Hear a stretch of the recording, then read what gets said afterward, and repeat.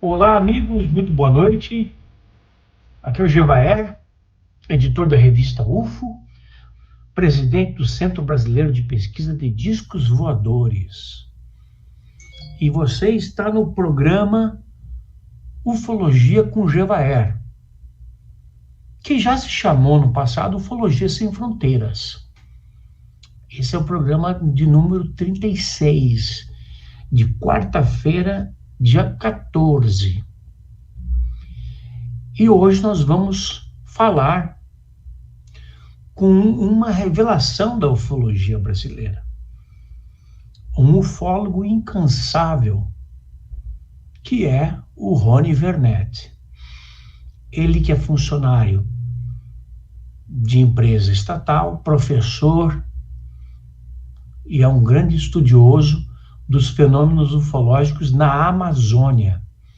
E levantou recentemente, e nós publicamos, evidentemente, na revista UFO, e no site da UFO, ufo.com.br, ocorrências ufológicas envolvendo indígenas de nações nativas do Acre, do lado de cada fronteira no Brasil, e também do lado de lá da fronteira no Peru. Então vai ser um papo muito interessante. Eu quero que vocês recebam com todo carinho o Rony Vernet, que está falando com a gente diretamente do Rio. Eu estou em Curitiba e esse programa está sendo produzido aqui em Curitiba. Rony, seja muito bem-vindo. Boa noite, Jevaé. Boa noite a todo mundo que está assistindo agora. A todos aí que vão assistir depois da gravação também. Já de antemão agradecer pelo convite aí, mais um convite aí. Com muito prazer participando aí do programa, né? Participei antes da pandemia, um pouco, ou então no comecinho, quando estava indo as coisas normais, né? E agora, graças a Deus, tudo passou e a gente vai voltar a poder conversar mais e tocar mais esse assunto aí que interessa a todo mundo. E temos um congresso daqui mais uma semana, lá dia 23 a 25 de setembro, no Hotel Nikkei Palace, em São Paulo, no bairro da Liberdade, onde você vai palestrar. Isso, eu acho que vai servir como um aperitivo aí para esquentar para o congresso, né? É isso mesmo. Claro que a gente não vai falar tudo que vai rolar lá, né? Tem umas surpresas aí, mas já vai ter spoilers aí para poder o pessoal ir se animando e a comparecer lá em peso, que eu já sei que está tendo bastante sucesso aí em público aí para esse congresso. Se Deus quiser, Rony. Olha, meu amigo, você apareceu no cenário nacional da ufologia mais recentemente com uma notícia explosiva, que é a de que índios do Acre teriam tido contatos com UFOs e, inclusive, alguns índios foram atacados. Poderia falar um pouco mais sobre isso para os nossos telespectadores? Sim, o ano era 2020, a gente estava ali no auge da pandemia. A pandemia teve muita coisa ruim, mas teve pontos positivos também, né? Surpreendentemente. E um desses pontos positivos foi que ali naquela questão de ficar em casa, né, sem nada ali para você poder se distrair, você começa a pensar em coisas para fazer, e eu comecei a pensar em coisas que pudessem ajudar a ter documentos do governo sobre esse assunto. Então, inicialmente a gente pensa lá em Forças Armadas, a gente pensa em Polícia Federal, a gente pensa em Agência Brasileira de Inteligência, a ABIN, e a gente sabe que esses órgãos dificilmente eles entregam informações, né? E aí eu fui ali para um viés de tentar informações com a FUNAI, né? Tendo em vista que a gente sabe ali que na Amazônia acontece muita coisa, né? Muitos fenômenos. Você vai na Amazônia, conversa, você já foi lá e eu também já pude ter o prazer de ir lá conversar com as pessoas, e cada pessoa, cada lugar afastado que a gente vai, as pessoas falam desses fenômenos que elas testemunharam. Então, assim, é uma frequência muito grande como as coisas acontecem lá, e a gente, por conta disso que eu me interessei em fazer esse pedido para a FUNAI. E aí eu sabia, porque nas notícias do Norte, principalmente ali do Acre, de Rondônia, do Amazonas, a gente teve noticiado esses casos de ataques de luzes ali que estariam saindo ali da Copa das Árvores, saindo dos rios e entrando ali nas aldeias, descendo e atirando feixes luminosos em índios. Essas notícias aconteceram mais para a região norte. Foram feitos no passado alguns pedidos de informação que na época não deram muitos frutos. E aí, com base nesse arcabouço todo tanto de notícias quanto pedidos anteriores, eu fiz novos pedidos para a FUNAI. Esses casos terminaram em 2016, mais ou menos. Então, já passaram ali 5 anos, 4 anos que as informações foram produzidas. Então, muita coisa já havia sido produzida em termos de documentação. Então, eu consegui aí lograr êxito para ter documentos do governo aí sobre esses casos que estavam acontecendo ali na Amazônia, mais especificamente no Acre, a partir de 2014, mais frequência ali para 2014 para 2015, e alguns casos ali em 2016, que ainda tem muito segredo sobre esses casos de 2016, que eu vou contar daqui a pouco com o governo. Pois é, você vê, nós, na nossa história de ufologia, que vai longe, começamos com a ufologia há muitos anos atrás, né?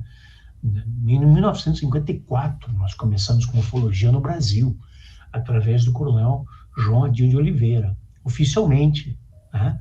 Porque ele era membro da aeronáutica. Mas de lá para cá, nós nunca ouvimos nada que envolvesse UFOs e FUNAI.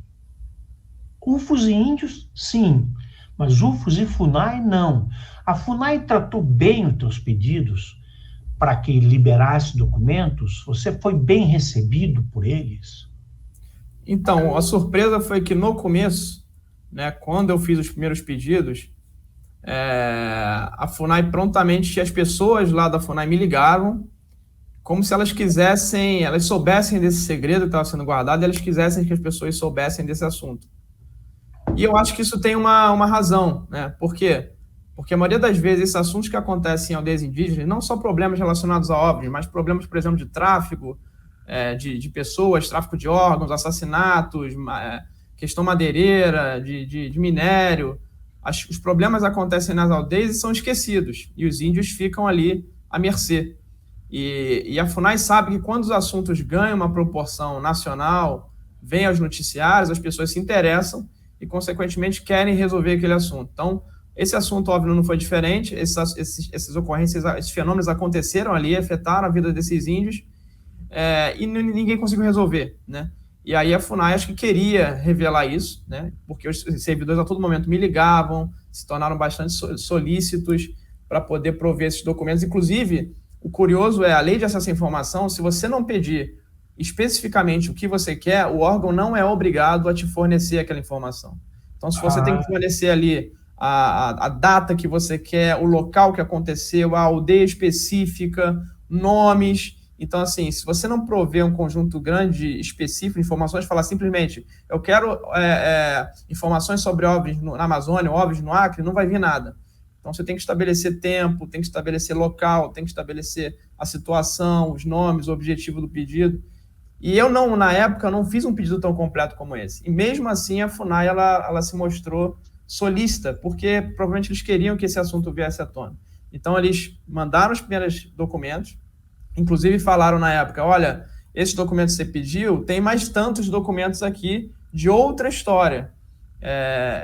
Então, foi surpreendente isso, a forma com que a FUNAI se posicionou, mas logo depois que esse caso tomou uma proporção grande, e que eu fui fazer outros pedidos meses depois, eu tive uma resposta bastante agressiva da FUNAI, falando que os servidores estavam sendo assediados pela imprensa, os servidores da FUNAI estavam sendo muito solicitados pela população, as pessoas queriam visitar as aldeias para ver os fenômenos, e assim, é algo extremamente normal, porque são servidores públicos têm que atender a população, eles têm que estar dispostos a prestar esse tipo de serviço para a comunidade. Então, acho que é algo normal. A FUNAI, como não é um órgão muito acionado, não é um órgão muito visado pelas pessoas, acho que eles se assustaram um pouco com a repercussão e como essa história ela ganhou a mídia aí. E eles ficaram um pouco perturbados com isso. Inclusive, tentaram depois falar, olha, aqueles documentos que eu li... Uma coisa absurda, né? Olha, aqueles documentos que eu liberei para você antes, agora eles são sigilosos. Isso não existe. Quando você libera um documento, você liberou. Né? Você liberou. Você tinha liberado e aí tornaram sigilosos, mas você já estava com eles na mão. Exatamente. Chegaram a falar isso, está registrado num pedido, né? Olha, o que eu liberei agora é sigiloso. Isso não existe. Então, assim, é para você ver o nível que chegou de perturbação que a FUNAI ficou em relação a esse assunto depois que ele ganhou a mídia, e principalmente o pessoal local, né? Que são poucas pessoas, são servidores mais afastados. O pessoal de Brasília foi mais solícito, mas o pessoal local ali do Acre, principalmente, que a gente chama de região do Vale do Jurá, ficou bastante assustado, assim, e bastante incomodado com esses pedidos aí. Em algum momento a FUNAI demonstrou preocupação com os índios tendo contato com esses seres, tendo contato com essas naves? Sim, foi um indigenista lá chamado João. Eles deslocaram, primeiro um coordenador, havia um coordenador de uma região chamada Vale do Juruá, que esse coordenador ele foi destacado para investigar o que estava acontecendo. Então, esse coordenador ele entrou em contato com a Polícia Federal, pediu ajuda para o Exército, para a Aeronáutica, para a própria presidência da FUNAI. Ele fazia o meio de campo ali para tentar ajudar na questão dos indígenas, já que a FUNAI não tinha qualquer estrutura para poder estudar esse assunto. Simplesmente ela ficou à mercê do que estava acontecendo ali. Então, também houve indigenistas, né, que são pessoas que vão ali em loco, na aldeia, conversar com os índios, saber o que estava acontecendo. A FUNAI destacou o indigenista chamado João para ir até lá e ficar observando os fenômenos. Ele observou esses fenômenos lá na aldeia.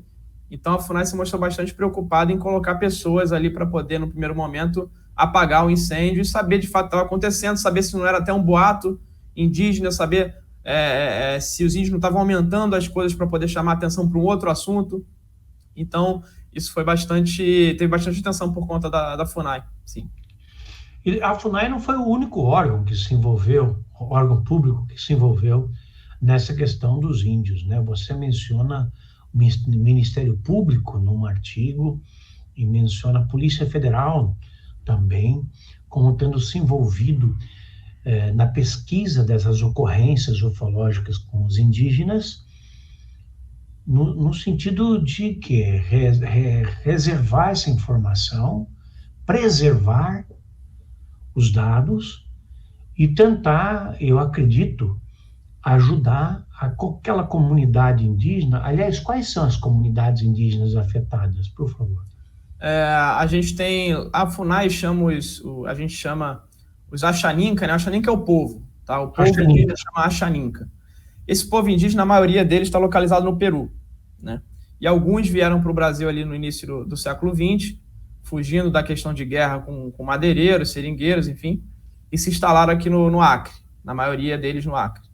E aí a FUNAI passou a chamá-los de Campa. Então, se a gente vê Campa, a gente sabe que são os Axaninca do Brasil. E aí a gente tem aqui duas tribos que foram...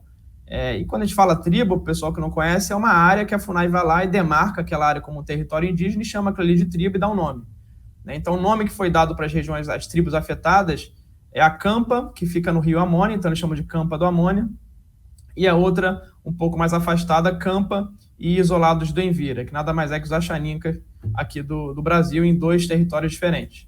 Então, essas foram as comunidades afetadas. A Campa do Amônia foi afetada ali em 2014 para 2015.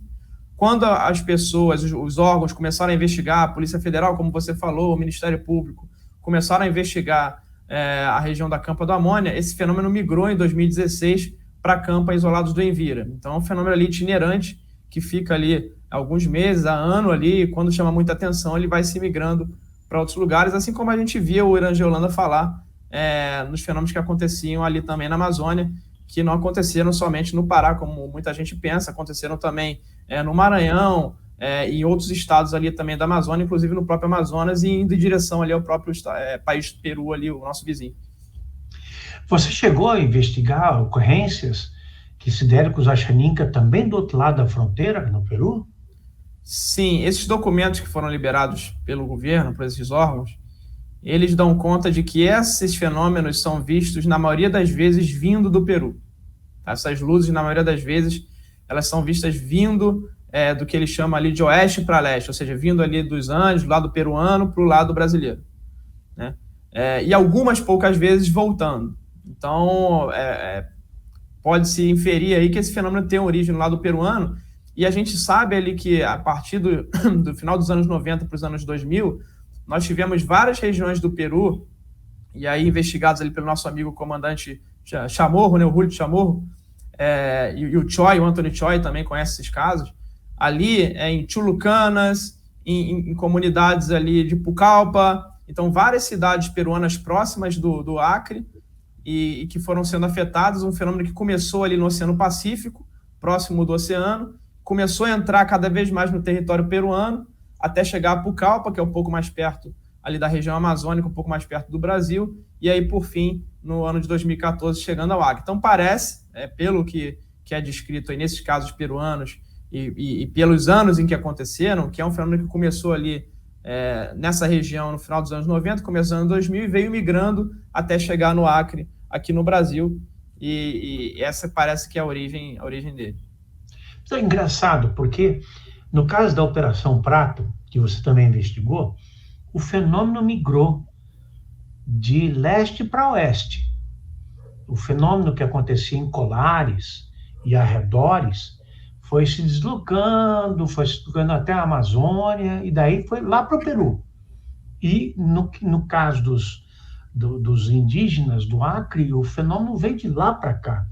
Você acredita que seja o mesmo fato, a Operação Prato, o Chupa-Chupa, teria tido essa evolução de ir e voltar?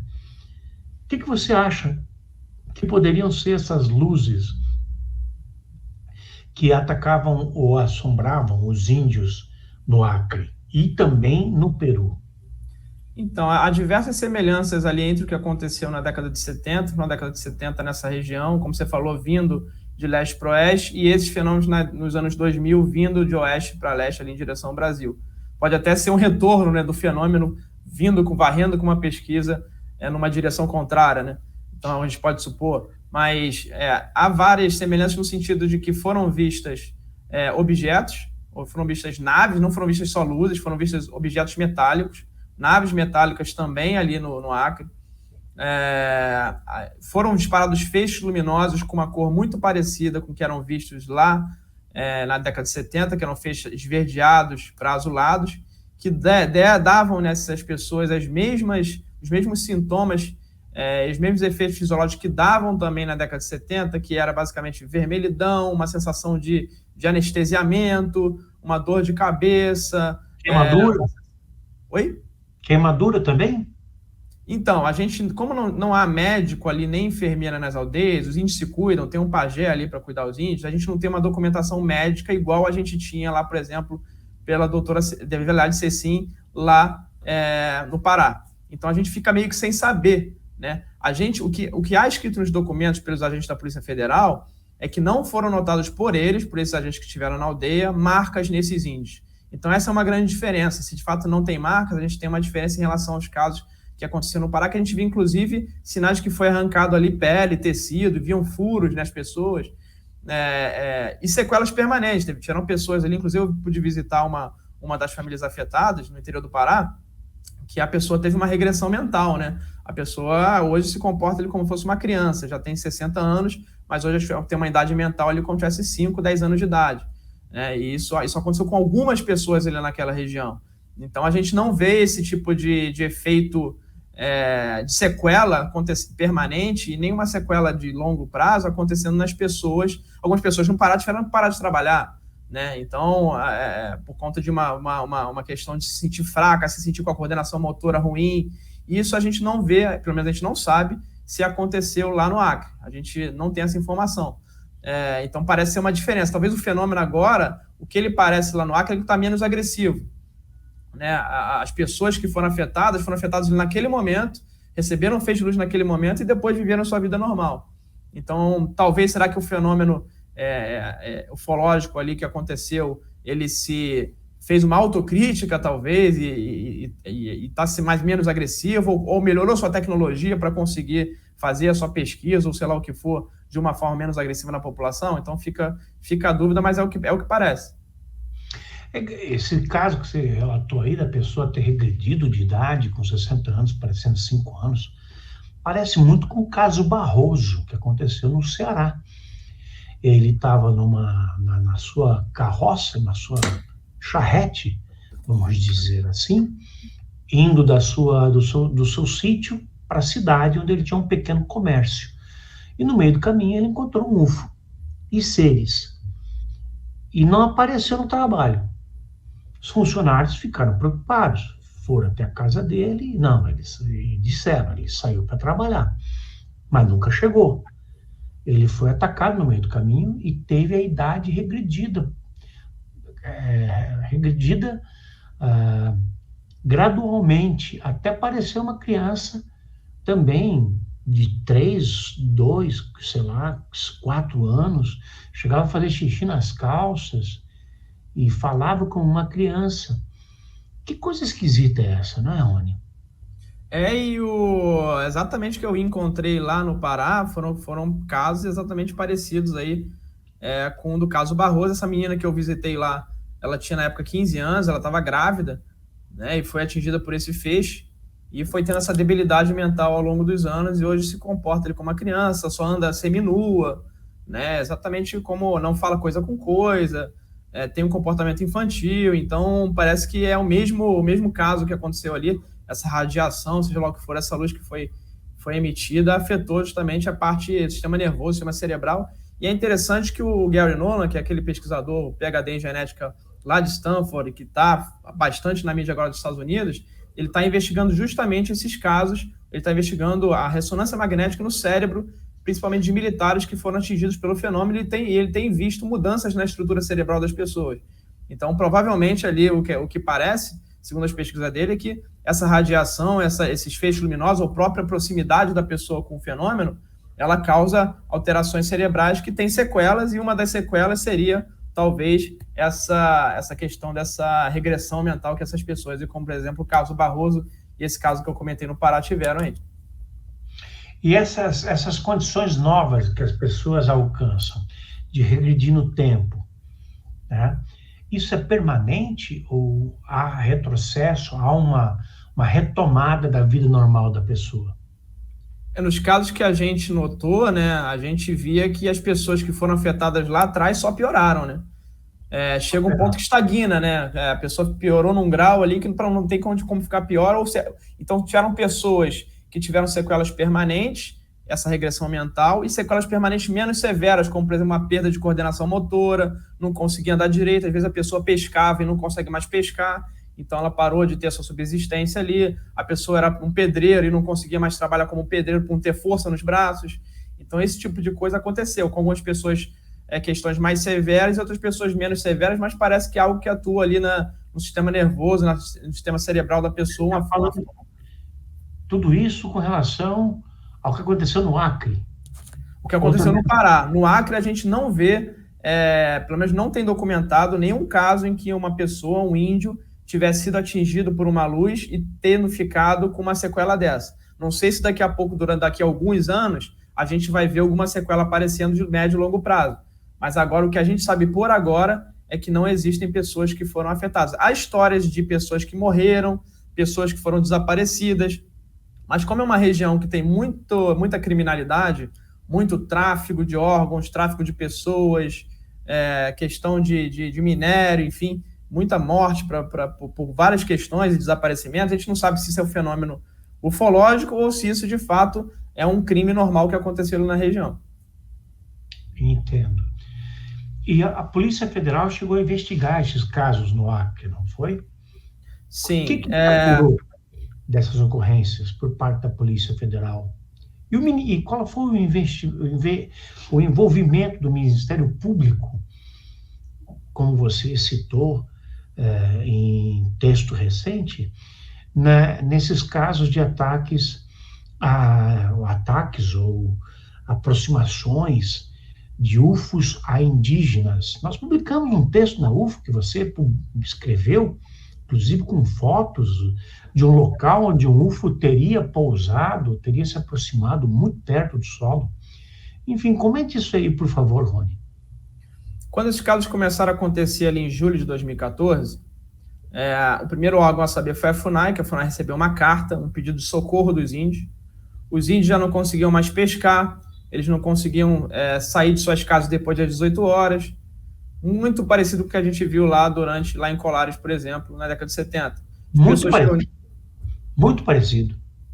As pessoas reunidas nas suas casas, trancadas em suas casas com medo, alguns índios fazendo vigia com espingarda, fazendo fogueiras, enfim, todo aquele contexto que a gente já conhece.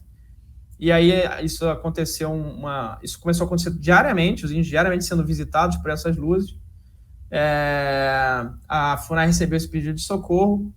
A FUNAI começou a acionar vários órgãos, a Polícia Federal, o Ministério Público, as Forças Armadas, e o único órgão que quis ajudar inicialmente foi a Polícia Federal. As Forças Armadas no começo falaram que não era com ela, que achavam que se tratava de boato e não foram lá ver.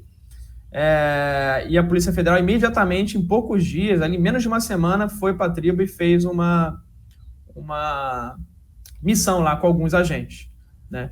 E a polícia não pôde ficar muito tempo, não tinha estrutura. Basicamente o que eles fizeram foi ficar ali uns 2, 3 dias e colher depoimentos dos indígenas, conversar ali com a população, gravar. Tem vários vídeos que foram liberados aí, foram liberados por mim, que aparecem essas entrevistas com esses indígenas.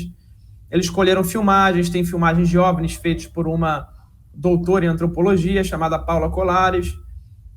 Então esse conjunto de informações foi o que a Polícia Federal conseguiu absorver durante essa missão, já que eles ficaram poucos dias e não conseguiram lograr êxito em ver o fenômeno. A gente lembra que no caso da Operação Prata, a Força Aérea demorou ali meses para conseguir começar a observar esses fenômenos e depois começou a observar frequentemente, mas demorou bastante tempo para eles conseguirem observar. O Irangi Holanda até na época ficava um pouco cético e chateado de não conseguir ver o que estava acontecendo, que a população relatava, e depois de um tempo ele logrou êxito. Então, assim, acho que a Polícia Federal também podia ter ficado um tempo, porém eles não tiveram estrutura para conseguir tocar a missão por mais dias aí. Pois que veja você, é difícil a gente encontrar algum registro da Polícia Federal envolvida em investigação de ocorrências ufológicas. Esse é um caso muito raro, né? Por exemplo, durante a onda Chupa-Chupa em Colares, que levou à Operação Prato, não teve nenhum envolvimento da Polícia Militar. Nada. As pessoas foram tratadas, os atacados foram tratados pela Velaide Cecim, que você bem lembrou, e foram entrevistadas pelos oficiais da aeronáutica, os militares da aeronáutica, sem participação da Polícia Federal. Essa é a realidade. Mas é muito interessante. Que tipo de coisas aconteciam no Acre, ou ainda acontecem nessas aldeias, a Xininca, por exemplo? Então, o que a gente via nesses casos que aconteceram no Acre, essas luzes começaram passando de forma bem discreta, no alta altitude, vindo do lado peruano, e depois começaram a descer nas aldeias para poder desferir esses feixes luminosos. Assim como acontecia também no Pará, essas luzes procuravam, esses veículos começavam a vir para cima das pessoas quando elas estavam em duplas ou sozinhas. Então, esse objeto às vezes vinha, passava, por exemplo, 9 da noite, via ali que a pessoa estava sozinha ou em dupla, depois ele voltava e aí sim desferia um feixe luminoso. Então, era a forma de operar desses objetos. Esses objetos chegavam ali a ficar 1 metro, 2 metros do solo, eles desciam bastante baixo, bastante próximo das pessoas. Geralmente eles desciam iluminados, uma luz branca muito, muito intensa, que cobria todo o objeto. E também esse objeto era muitas vezes visto e entrando e saindo dos rios da região. Então é algo curioso que também foi visto lá no Pará, e talvez esses objetos usavam ali os rios, ao que tudo indica, para poder se movimentar e se camuflar também no meio desse ambiente ali indígena. A gente sabe que os rios ali na Amazônia são enormes, parecem mares, né? Então é um ambiente perfeito para esses objetos ali se camuflarem. E uma coisa que eu não comentei, né, foi a questão do Ministério Público, né? Depois que a Polícia Federal teve lá, o Ministério Público, e são 3 órgãos que a gente não vê muito participando desse tipo de pesquisa ufológica, que é a FUNAI, o Ministério Público e a Polícia Federal. Então, só nesse caso aí foram 3 órgãos que a gente, pelo menos eu, não conhecia nenhum caso em que a gente tivesse... Ali a gente tinha ali no Pará, na década de 70, o SNI, né, que é o Serviço Nacional de Inteligência, que tinha interesse no caso, inclusive fizeram vigílias ali com a Holanda, que é a antiga ABIN, né? A ABIN, no SNI foi extinto, e aí criou-se aí a ABIN, que é a Agência Brasileira de Inteligência, que eu vou comentar daqui a pouco, que também se interessou por esse caso no Acre. Então, aí 3 órgãos que bem diferentes, né? E o Ministério Público entrou na jogada, justamente cobrando a Polícia Federal para a Polícia Federal não encerrar as investigações, porque o Ministério Público ele tem uma câmara, que chama 6ª Câmara, que é uma Câmara da Causa Indígena. Então, o Ministério Público ele fica de olho em tudo que está acontecendo de problemas nas comunidades indígenas e eles têm que cobrar os órgãos para atuar. Então, o Ministério Público foi um órgão que ficou em cima a todo momento, a Polícia Federal querendo encerrar as investigações desse caso no Acre, e o Ministério Público a todo momento pedindo para a Polícia Federal, olha, não encerra, postega por mais tantos dias, eu quero que você faça mais uma diligência, eu quero que você fique mais tempo. Então, foi algo bastante curioso que aconteceu nesse caso. Muito interessante, muito interessante. Sobre isso que você vai falar no nosso 26º Congresso Brasileiro de Ufologia, cujo endereço está na tela, né? www.ufologiabrasileira.com.br. Sobre isso que você vai falar no Congresso, para aprofundar, evidentemente, a questão, mostrar... Sim, e a gente vai aprofundar muito mais lá no Congresso, vou mostrar vídeos, trechos de vídeos interessantíssimos, inclusive recentes, que apareceram agora, recentemente, na mídia. Eu vou mostrar fotos, diversas fotos desses indígenas afetados, do ambiente em que ocorreram esses casos. Vou mostrar trechos mais interessantes dos documentos que a pesquisa liberou. Vou mostrar vídeos dos fenômenos que foram filmados lá na região. Então, vou mostrar uma rica quantidade de informações já antigas e informações novas aí para o pessoal que comparecer lá para o Congresso. E tenho certeza que o pessoal vai gostar do que vai ser mostrado lá, que vai ser bastante interessante. Eu estou ansioso para assistir tua palestra, apesar de ser o coordenador do evento e vou ter que estar correndo para lá e para cá, mas eu vou me sentar e assistir a tua palestra, porque eu acredito que tenho muito para aprender com o que você descobriu.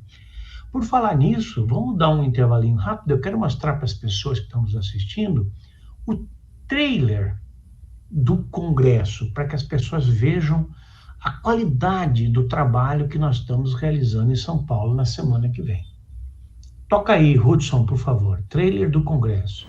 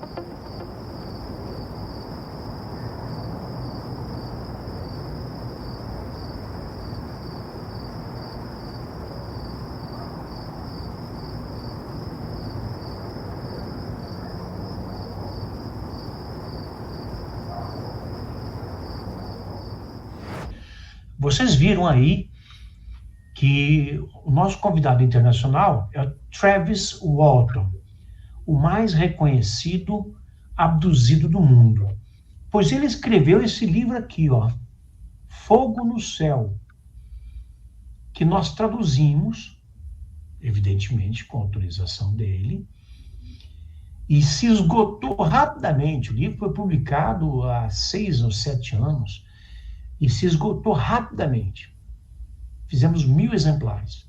Agora, como ele está voltando ao Brasil, nós mandamos fazer mais 100 exemplares.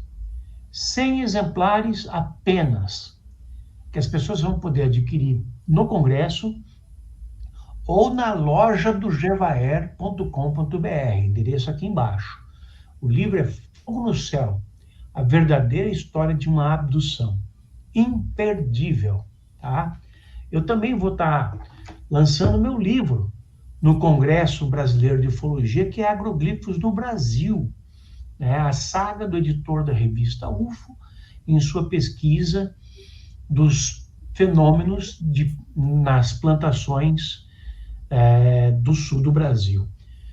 Casos muito interessantes, que vale muito a pena você conhecer, porque são verdadeiras mensagens de seres extraterrestres. E esse livro tem um encarte de 40 páginas coloridas, em que eu mostro praticamente tudo que eu descobri lá, né? Os agroglifos na sua plenitude aqui no Brasil. Então, esses são apenas 2 dos muitos livros que nós vamos ter no Congresso Brasileiro de Ufologia. O relançamento do Fogo no Céu, e o lançamento do Agroglifos no Brasil. Tá bom? Vamos voltar com o Rony agora, que o papo está quente. Rony, e então, meu amigo, tudo que você está me descrevendo, que passou com os Achaninka, lembra muito a Operação Prato, lembra muito Chupa-Chupa. Raios de luz, que no caso do Chupa-Chupa eram 3 raios, de 3 cores, vermelho, azul e verde, que saía das naves. E engraçado, esse raio, que parecia ser um raio de luz, fazia curvas. Luz não faz curva. Como é que pode isso? As pessoas não estavam a salvo nem dentro das suas casas, porque os raios penetravam pelo telhado, penetravam pelas frestas na parede, procuravam as pessoas ali dentro e atacavam. E outra coisa que lembra muito também o que você está falando, no caso do Chupa-Chupa, é que as pessoas, e eu ouvi isso de várias testemunhas nas minhas muitas idas a Colares, é a situação em que as pessoas dizem que não só o sangue delas foi sugado, mas também a energia delas foi sugada. A energia. Tem lá, por exemplo, o Tenente, é o nome é o apelido de uma das vítimas, que era um pescador vigoroso, e ele fala, Gevaer, aliás, ele me chama de seu Zevaeldo. Ele diz, aquela luz não sugou só meu sangue, sugou minha energia também, levou minha energia embora, que nunca mais fui o mesmo depois daquilo. Eu saio num ventinho qualquer, pego uma gripe, eu não consigo subir numa árvore para apanhar um fruto, eu não consigo mais pescar. Isso aconteceu, acho que também com os Achaninkas, que não conseguiam mais pescar, não conseguiam mais sair, por medo do fenômeno que estava atacando. Sim, a gente teve, no caso do Pará, diversas pessoas que ficaram com essa perda de vitalidade, né? Como se a parte da energia vital delas tivesse sido sugada e algo permanente, né? Não é algo que elas se sentiram naquele momento mal, não. Anos depois, esse caso do Tenente é um caso clássico, anos depois ele continua lá relatando os mesmos problemas, então parece que foi algo permanente que foi tirado dele ali, parte da energia da vida dele foi tirada ali, né? É o relato dessas pessoas. Já no caso dos Achaninka, né, a gente tem as pessoas que ficaram trancadas ali, não quiseram sair e pararam de pescar, não por conta de terem sido afetadas, mas por conta do medo, de fato, de sair e encontrarem essas luzes, né? A gente não tem casos ali de Achaninca ou índios que a gente saiba que tiveram danos permanentes como esse. A gente tem sim pessoas que ficaram alguns dias ali com os olhos com conjuntivite, os olhos vermelhos, uma queimadura como se fosse uma queimadura de sol. Os sintomas clássicos ali, por exemplo, da pessoa que fica muito tempo no sol e fica ali com dor de cabeça, desidratada. Então, é como se a pessoa tivesse sido exposta a uma radiação mesmo, mas que dias depois ficou ali, claro, fica um trauma, a pessoa não quer mais ficar ali na aldeia, naquele terreiro mais de noite, porque com medo daquela luz voltar, mas, de fato, danos, assim, à pessoa, fisiológicos, assim, essa fraqueza, essa perda de vitalidade, a gente não sabe ali o que aconteceu nas aldeias do Acre. Uma coisa curiosa é que o fenômeno ficou conhecido no Pará como chupa-chupa por conta disso, né? É como se fosse o fenômeno da luz vampira, né? Que vinha e sugava a vitalidade das pessoas. E ali no Acre, no Peru, esse fenômeno é conhecido como pela cara, porque os índios peruanos que se comunicam muito com os índios do Acre, já que eles são a mesma comunidade indígena que os Achaninca, eles fazem intercâmbios, um vai na terra do outro e vice-versa. Os peruanos que viveram primeiro esse problema das luzes e desses veículos e esses ataques, eles deram esse nome de pela cara porque em muitos casos eles falam que as pessoas foram mutiladas, então a pele da face muitas pessoas foram encontradas sem a pele da face. É algo que a gente vê, por exemplo, no fenômeno do chupa-cabra com animais, a gente vê ali um análogo que é o pela cara no Peru, com as pessoas com mutilação na face, com o corpo inteiro, sem nenhum órgão retirado, ali simplesmente o corpo inteiro, e só a parte da face sem a pele, às vezes o olho, sem o olho. Então, é algo que eles denominaram de pela cara, e por conta dessa questão de chamar de pela cara, que os indígenas do Brasil, do Acre, trataram essa questão com muito medo, né? Porque na cultura deles não tinha nada relatado de seres do céu, nem nada do tipo, na cultura Achaninca. Em outras tribos indígenas a gente sabe que existe, outros povos indígenas. Mas na cultura Achaninca não. E por conta desses fenômenos serem retratados como pela cara e serem responsabilizados pelos peruanos como sumiço de pessoas e mutilações, inclusive essas mutilações horrorosas de face, os índios brasileiros trataram esse assunto com muito medo. Pai, eu imagino. Agora, isso atingiu também outras aldeias, além dos Achaninca? O que a gente sabe é que foi somente no Acre. A aldeia que foi afetada na tribo Campa do Amônia, primeiramente em 2014, 2015, chamada Alpiltia. É uma aldeia muito famosa porque vários artistas da Globo visitam essa aldeia. O mais famoso deles e o que mais visita é o Marcos Palmeira, está constantemente lá com esses índios. Inclusive, eu proponho, já vai trazer o Marcos Palmeira para a gente conversar com ele, que provavelmente ele tem um contato com as lideranças todas dessa aldeia, e ele é um cara que a gente podia chamar para fazer uma roda de conversa, que certamente ele, se conversou esses tempos com os indígenas, ele deve estar sabendo de muita coisa que aconteceu e acontece ali ainda. Então, acho que é uma conversa interessante para a gente fazer um link aí. Vou tentar estabelecer um contato com ele e ver se a Globo libera ele para fazer uma live com a gente, né?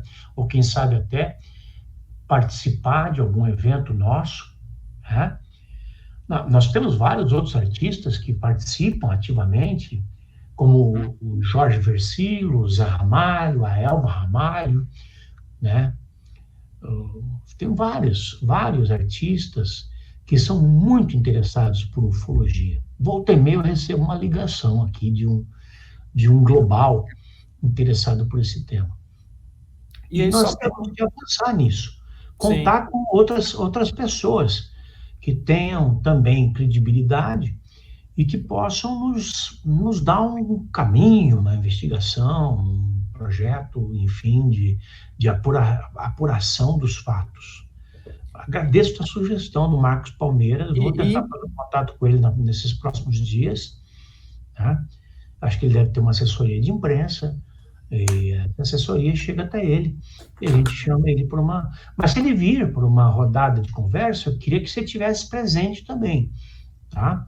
Queria que você tivesse, então, você viria numa outra ocasião, de novo, para a gente ter essa conversa com o Marcos Palmeira. Mas, enfim, e a Polícia Federal? O que ela se manifesta? O que ela fala a respeito disso? Se é que fala alguma coisa? Então, a Polícia Federal ela não quis revelar nenhum documento sobre esse caso. Ela fez uma investigação. Essa investigação, como eles não conseguiram observar nenhum fenômeno enquanto eles estavam, nos poucos dias que eles estavam lá, eles simplesmente encerraram o caso, arquivaram o caso, depois de sucessivos pedidos do Ministério Público para poder estender. Eles seguiram sem uma explicação, porque a Polícia Federal investiga crime. E eles não conseguiram observar, nesses casos, nenhum crime que eles conseguiram constatar que foi alguém, né? Então, como é que eles vão responsabilizar criminalmente um fenômeno, né? Isso não existe. Então, como não tem autoria de um crime, né, apesar de ter afetado e agredido esses indígenas, como não há ninguém a ser responsabilizado, eles encerraram esse caso. Eles tentaram, no começo, falar que era um delírio, que era ayahuasca, porque esses índios consomem ayahuasca. Inclusive, a ayahuasca veio para o Brasil por conta da influência dos indígenas do Acre. Então, muitas pessoas começaram a ir para o Acre para tomar ayahuasca, depois foi trazido para o Brasil ali como santo daime, nesses rituais religiosos. E aí a Polícia Federal tentou, no primeiro momento, colocar como ayahuasca, mas de prontamente vários pesquisadores que estiveram lá, pesquisadores da FUNAI, da Federal do Rio Grande do Sul, de Londres, do Rio de Janeiro, da Federal do Rio de Janeiro, tiveram lá e viram e filmaram esses fenômenos, e estiveram de frente com esses fenômenos. Então, a Polícia Federal não conseguiu ir para esse caminho, porque tinha esses testemunhos, arquivaram o caso, e aí o Ministério Público ele entra em cena, falando assim, olha, já que a Polícia Federal criminalmente não vê nada acontecendo, eu, como Ministério Público, vou fazer uma investigação civil para ver o que está acontecendo, se está acontecendo algum outro tipo de problema com esses indígenas que possa ter uma responsabilidade civil ali e que o Ministério Público possa investigar. Então, o Ministério Público, então, quando a Polícia Federal sai de cena, entra o Ministério Público com uma investigação deles. No começo, eles queriam ali falar com os indígenas, conversar com eles, fazer uma perícia para ver se algum deles estava sob efeito de ayahuasca, o que eles tinham visto. Eles queriam também conversar com os pesquisadores, conseguiram conversar com vários pesquisadores brasileiros que viram o fenômeno. Uma mais famosa delas é da Federal do Rio Grande do Sul, que eu vou detalhar mais no Congresso. Tem um grande depoimento dela, que ela foi em contato direto ali a poucos metros com essa luz, que entrou ali numa da Casa dos Índios. Então, que é a Carolina Comandulli. E esse depoimento foi feito e o Ministério Público sofreu do mesmo problema da Polícia Federal. Eles não tinham estrutura para ir para o Acre. O Ministério Público com uma estrutura muito menor, assim mesmo com a sexta Câmara, como eu falei, que é uma estrutura bem pequena. Não conseguiram ir lá e tiveram que simplesmente fazer alguns pedidos para a Força Aérea, Aeronáutica, Exército, ABIN, etc. Pedindo informações. Ninguém quis passar informações para o Ministério Público, ninguém sabia de nada, ou pelo menos falaram que não sabiam. E o Ministério Público teve que encerrar, então, a investigação. Por quê? Porque por falta de informações, falta de estrutura, e também porque eles não tinham notícia de que novos casos estavam acontecendo. Já era 2015, quase 2016, a FUNAI falou que estava tudo tranquilo. O interessante é que no dia que eles fecham, arquivam o inquérito do Ministério Público, começam ali a acontecer fenômenos em outra aldeia, que é a aldeia Campa Isolados do Envira, onde a gente teve um caso bastante grave, e esse é o único caso grave que a gente sabe até hoje desses que aconteceram no Acre, que foi uma luz descendo, havia um grupo de indígenas, os indígenas carregavam lanternas, todas as lanternas queimaram, os indígenas assustados atiraram de espingarda contra o objeto que estava bastante próximo, e esse objeto desferiu um feixe luminoso que deixou em coma, ali desacordado, um indígena, que aí teve que ser socorrido e hospitalizado. E um indígena que foi atacado. Um indígena desse grupo. Foi o indígena que atirou. Justamente que atirou. Ele estava com a espingarda, ele desferiu acho que 21 tiros de espingarda, descarregou tudo que tinha de bala nesse objeto, e o objeto desferiu um feixe luminoso. E aí, para você ver, esse feixe luminoso, várias indígenas, mulheres e adolescentes, inclusive grávidas, foram atingidas por feixes luminosos na outra aldeia e tiveram simplesmente sintomas leves. Esse indígena ficou desacordado e teve que ser levado desacordado para o hospital. Então você vê que é um outro tipo de armamento, de radiação, de luz que foi jogada nesse índio, provavelmente por conta que ele teria atirado nesse objeto. Então foi legítima defesa, vou dizer assim, dos tripulantes do objeto? Talvez sim, um alerta, né? Olha só, acontece para quem atira, né? E o interessante é que, na maioria dos casos, os indígenas passaram a atirar nesses fenômenos, porque esse fenômeno, ele, quando ia descer e essas pessoas atiravam, ou simplesmente berravam, ou olhavam para o fenômeno, eu brinco que tem aquele filme Não Olhe, não sei se já pôde ver o filme, né, do Jordan Peele, Não Olhe, que é mais ou menos nesse contexto. Quando as pessoas olhavam para o fenômeno, esse fenômeno ia embora, a nave ia embora, o veículo ia embora. E quando atiravam também.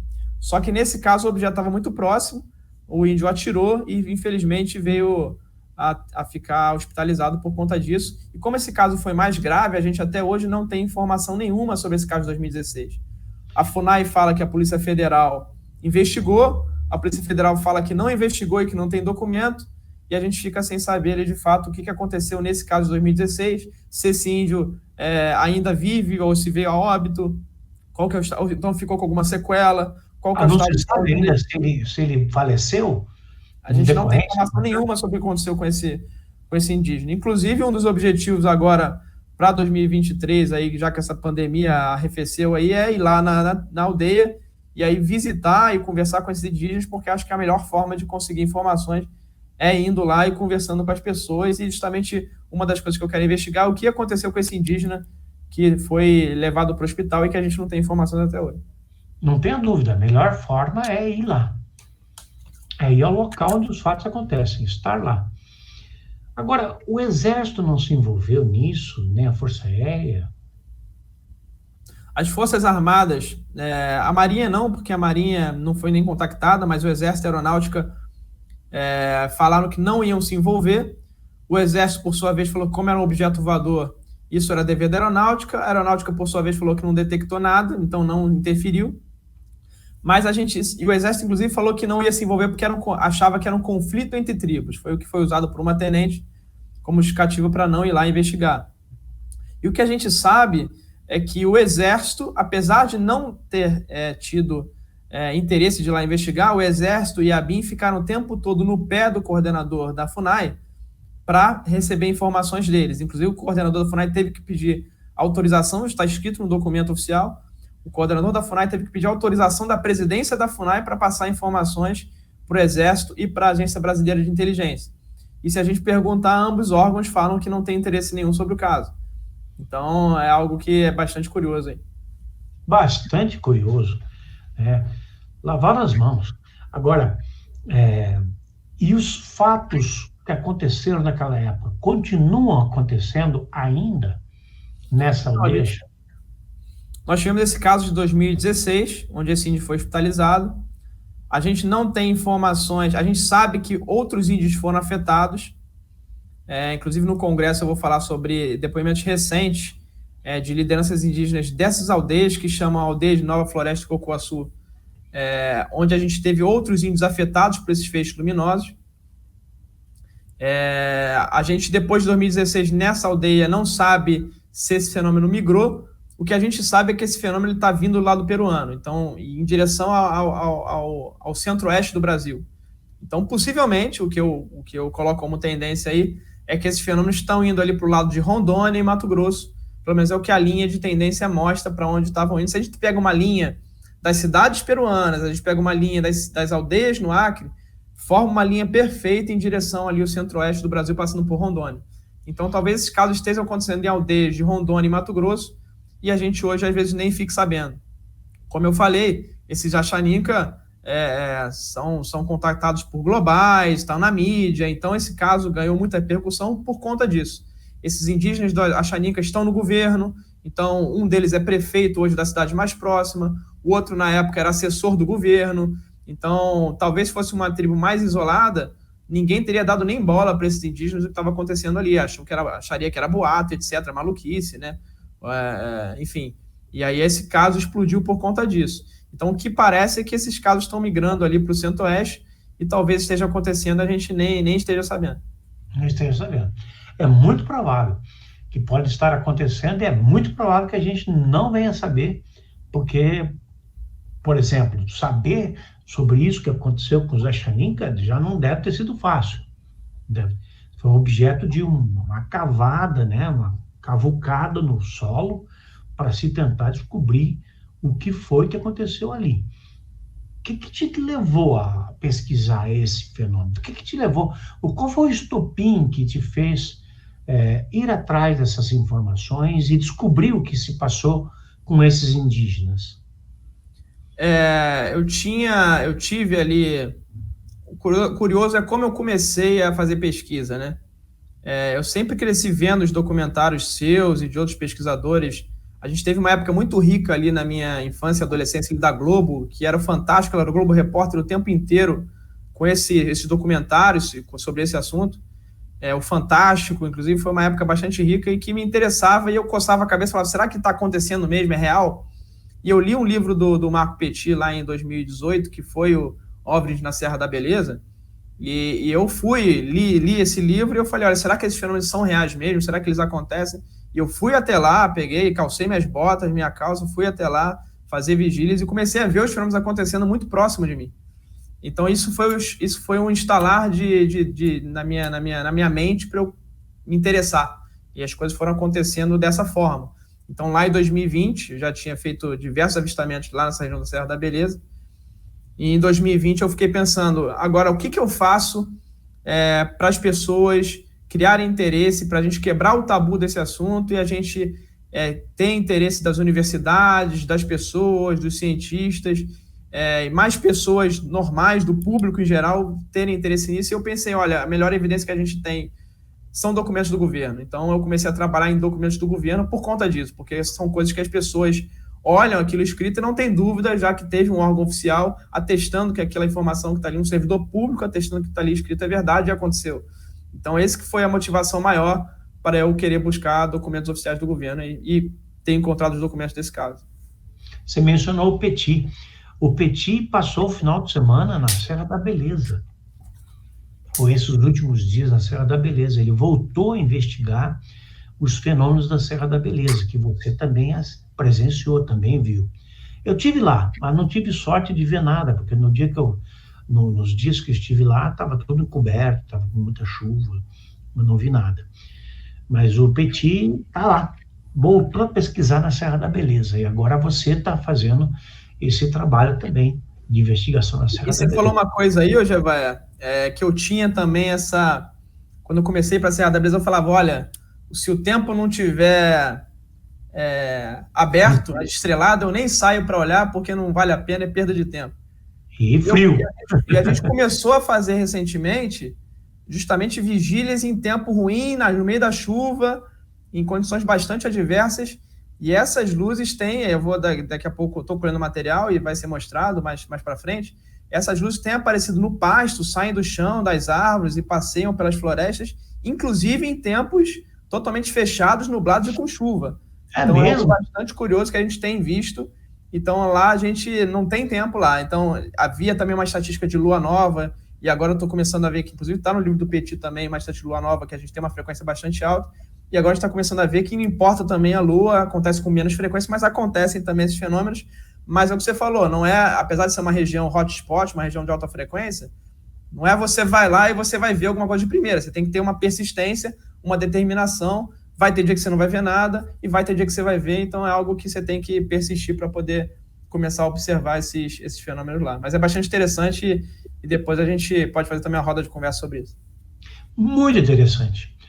Olha, Rony, aprendi bastante hoje com você. Eu te agradeço por ter concedido essa entrevista para nós e para os nossos espectadores, porque é importante que esses fatos venham à tona. Ora, uma tribo perdida lá no Acre, lá no meio do nada, de repente se vê envolvida com luzes misteriosas, com objetos voadores misteriosos. A população tem que saber disso. Isso tem que chegar a mais pessoas.